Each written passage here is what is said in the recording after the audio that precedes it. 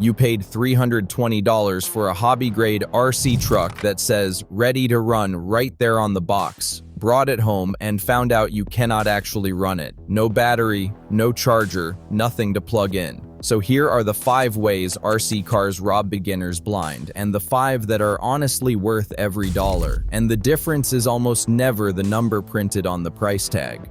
One idea saves a beginner more money than anything else, and it is simple. The sticker is not the price. The real price is the truck, plus the battery, plus the charger, plus the first spare you break, and the cheapest looking sticker often hides the highest real price. The other half of it, do not let anybody shame you out of a brushed truck. For a first rig, brushed is not a downgrade. It is the smart move. Simpler, cheaper to fix, and it ships with a forgiving pack. Hold both of those in your head and the robberies jump right out. Picture 2 trucks at the same $200. One is complete in the box and driving tonight. The other is a bare, brushless roller that needs 100 more before it moves an inch. Same shelf price, very different real price, and that gap is the whole video. The first robber is the ready-to-run that is not ready. Brands like ARRMA sell the Centon and the Granite 3S as RTR, you're ready to run, but read the small print and it says battery and charger not included. So the $320 truck is really $400 and up, once you add a pack and a charger just to make it move. The part that stings, the brushed Mega and Boost versions of those exact same trucks do come with a battery and a charger. So the cheaper looking brushless box quietly costs you more out the door. It is not a scam, it is a gap.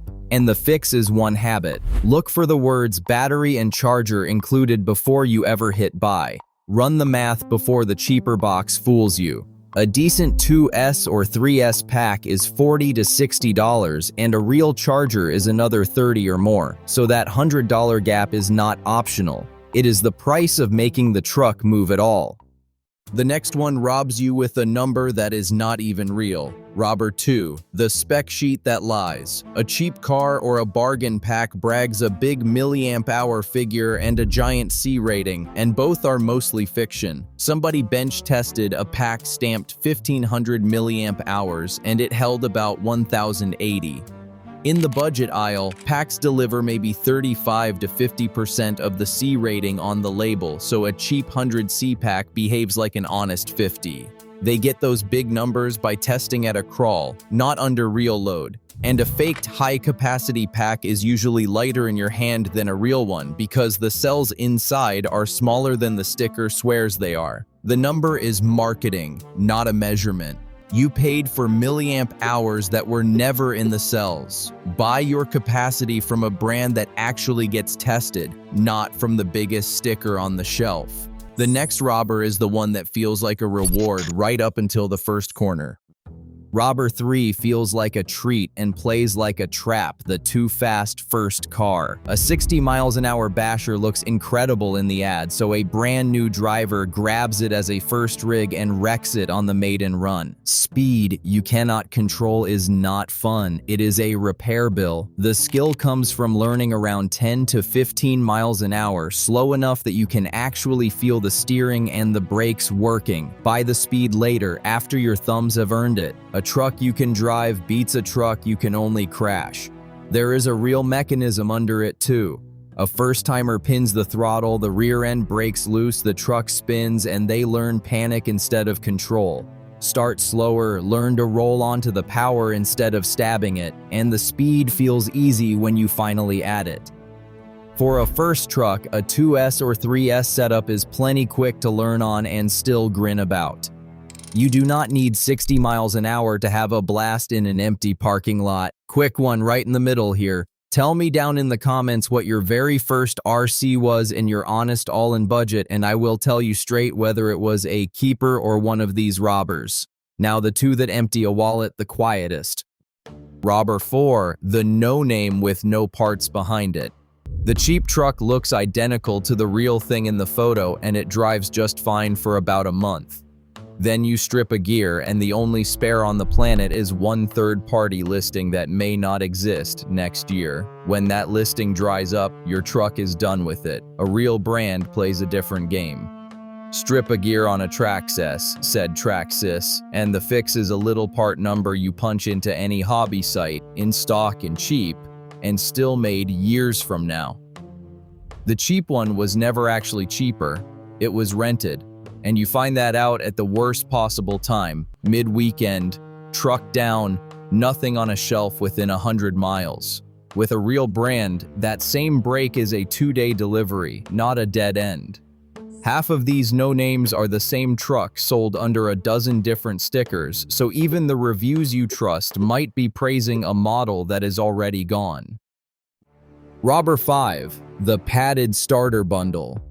It looks like a deal, a truck plus a charger plus a little toolkit plus a spare body, all boxed up for one price. Look closer. The charger is a slow throwaway, the tools are the kind that round off on the first screw, and the spare body is there to fatten the number. You are paying extra for filler wrapped around a so-so truck. Buy the good truck on its own, add the one real tool you need, and skip the bundle tax entirely. The honest starter kit is small anyway, a set of metric hex drivers, a 5.5mm and a 7mm nut driver, and a little bottle of thread lock. That is the whole list. Everything else in a bundle is padding. Alright, the good news, because plenty of trucks are worth every cent, and notice what they share. They come ready to actually drive, and they are built to be fixed. Every one of them comes from a brand whose parts you can still buy a year from now. That is the whole list, ready to drive and easy to keep alive.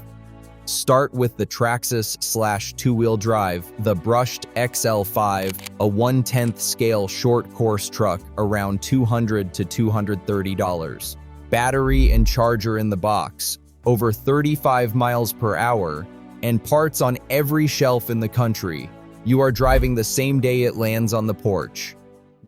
Next to it, the Traxxas Rustler, said Rustler, the brushed XL5, around $190. Same complete package, just lower and more predictable at speed and almost impossible to kill. It is the classic first rig for a reason. Both come with the radio, the receiver, and the ESC already installed and dialed in, so there is nothing to wire and nothing to program. If you want four-wheel drive, look at the ARRMA Granite or Centon Mega 550, the brushed version, around $190 to $230, battery and charger included. Both are distributed by Horizon Hobby, which means parts for the Granite and Centon sit on the same shelves as parts for the Axial lineup, so you are never hunting across separate supplier chains. The Granite and Centon come complete, and you can drop a brushless system into the very same truck down the road, so it grows with you instead of getting traded in.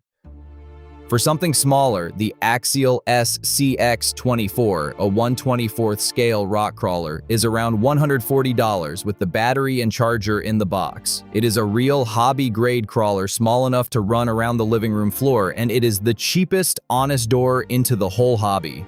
Axial is also a Horizon Hobby brand, so the same parts ecosystem has your back there too. And the last one comes with a catch, on purpose. The ARRMA Granite or Centon 3S brushless, around $320. It is genuinely worth it if you know you are going to stick with this. Just budget another $80 to $100 for a pack and a real charger so the price does not ambush you. Worth it with your eyes open is a completely different thing from robbed. And it is the same platform as the cheaper Centon and Granite, so every spare you buy carries over and nothing goes to waste. One quiet reason those brushed picks are the smart first buy. They ship a nickel metal hydride pack, which means a beginner or a kid is not learning LiPo fire safety on day one. That matters. The minute you do step up to a LiPo, treat it with respect. Charge it on a balance charger, never walk away while it charges, and keep it in a LiPo bag. Never run it below 3.0 volts per cell and park it at storage voltage around 3.8 volts per cell when it is going to sit. A puffed pack is finished, so retire it. And whatever you end up with, the first thing you will break is the spur gear, or a dog bone, or a servo, $8 to $25 a piece. Stock 1 or 2 of them before your first real crash, because the day you snap a gear or blow a servo is the day you most want to keep driving, not stand around waiting a week on a delivery. So, what it all comes down to, the sticker is not the price. Read for battery and charger included, ignore the giant numbers on the box, start slower than feels cool, and buy from the brand whose parts you can still get next year. Do those 4 things and your first truck is a keeper, not a lesson you paid for. And you will not be the one in the comments 6 months from now asking why a brand new truck is already dead in the closet. Drop your first RC and what it really cost you all in below. I want to see who got robbed and who got it right. Because ready to run should mean you are ripping around the driveway 10 minutes after the box hits the table. Not standing there staring at a brand new truck on the shelf, waiting a week for a charger to show up in the mail.